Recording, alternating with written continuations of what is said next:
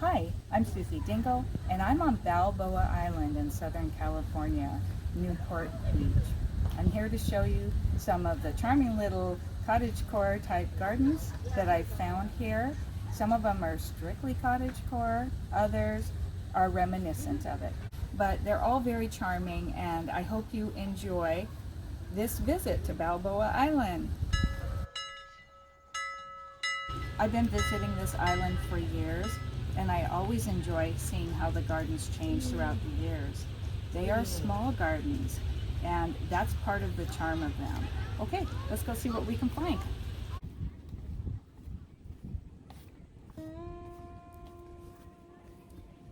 I'm passionate about tiny gardens, so you'll see plenty more on this channel. If you don't want to miss them, just click the subscribe button and the notification bell below. Cottage gardens are inherently eclectic and whimsical, and I think that's especially true when they are tiny. This exuberant garden is fluffy and overflowing, enveloped by grapevines, and I like how they use the addition of the glass art flowers, even though they could probably have flowers blooming here of some kind all year long.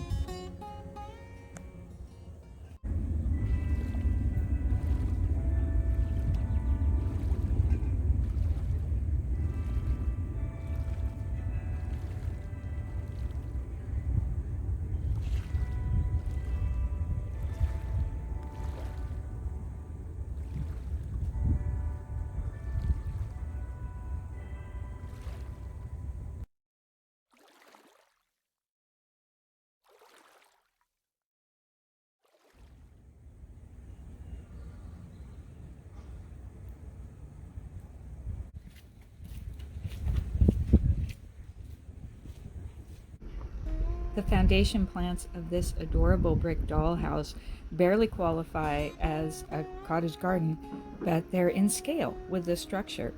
And generally, I think of a garden as being an extension of the house, but here, the reverse seems to be true. That bold aqua color and the sweet architectural details of the door and the window are so precious. They effectively turn the house itself into a garden feature. Away from the water on a side street, we came upon this French country-style house that just happened to be featured in the magazine called Cottage, and it was also on the market. So I'll leave the realtor information in the description in case it's still available. It's romantic and frilly and has everything I would want in a very small garden. The colors are beautiful. The lacy texture of ferns make them a natural inclusion in a cottage garden. And here on Balboa Island, the subtropical tree fern fits that slot perfectly.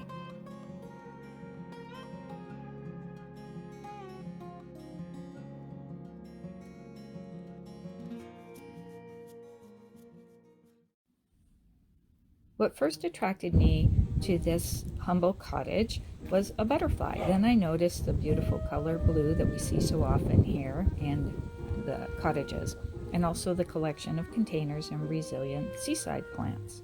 The graceful tree on the left is a non-native pepper tree, and although it has many traditional uses and the pink berries are coveted by flower arrangers, including me, sadly, it's considered invasive in some areas, so be sure and check with your county.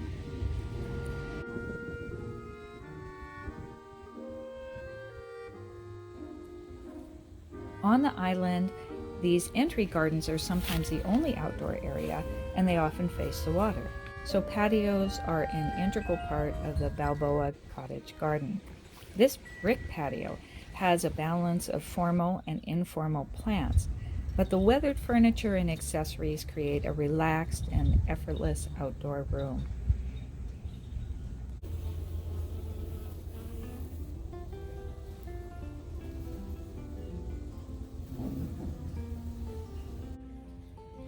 I can certainly imagine relaxing on this narrow patio, enjoying the view of the water through this colorful display of snapdragons and foxgloves. I'm looking at this and trying to figure out other ways where they could have organized this space, but it's quite narrow and would have been difficult to put in any kind of meaningful table. So their use of this long bench that runs the distance that's built in, and then the individual chairs, is a really good solution, and I think it looks beautiful.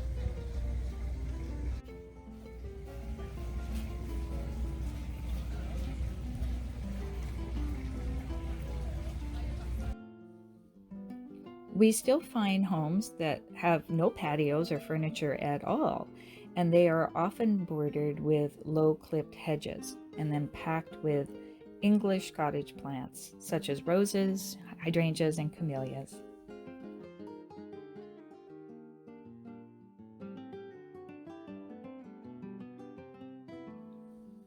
First, I noticed the sweet bird bath and how they used it as a container.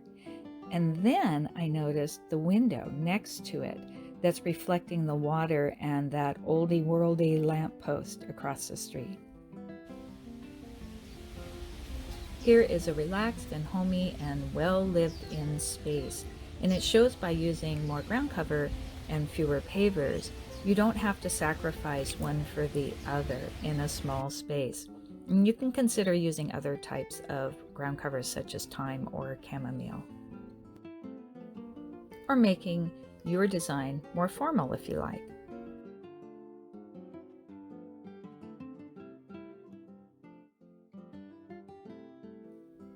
The vast majority of cottage gardens on Balboa Island include roses of all kinds along fence lines of all styles, be they stone or wood or wrought iron.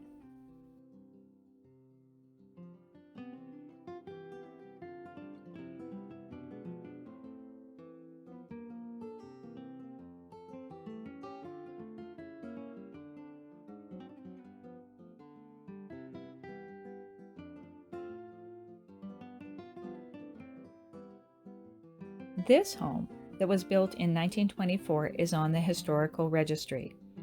It could be called a minimalist version of a cottage garden, but I think it has all the essentials. Comfortable places to sit, a picket fence, a mix of colors, and of course the traditional cottage flowers.